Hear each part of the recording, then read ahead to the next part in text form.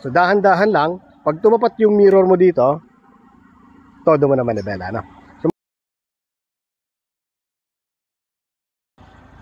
yan, sige. Sige pa.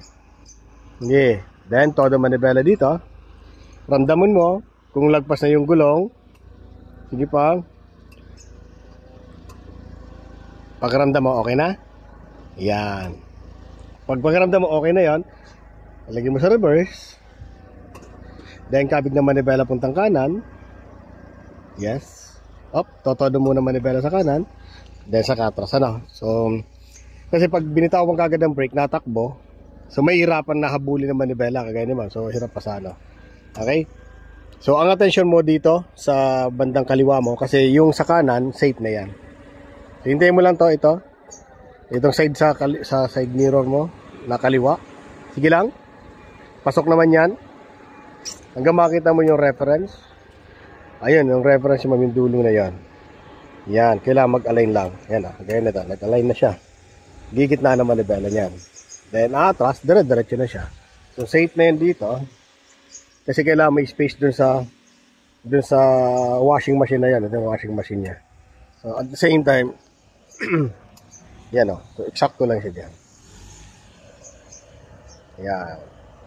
Para nagagamit niya yung space dito. Ayan. Ayan ang gusto ng space ni ma'am. So medyo may space dito para nakakagalaw. Yan. Diba? Okay na yan ma'am. Ganda na ng position. Oh.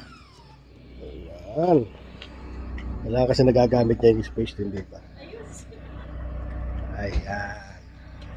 Okay.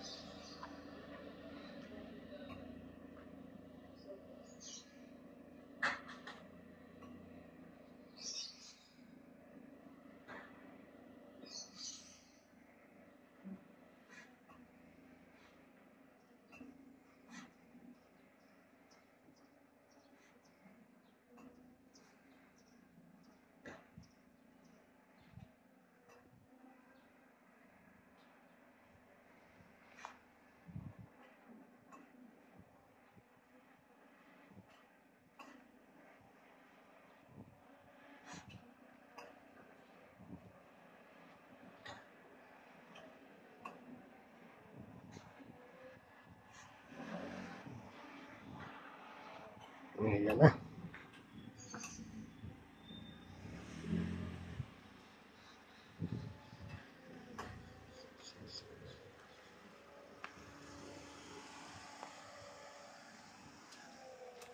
Nice.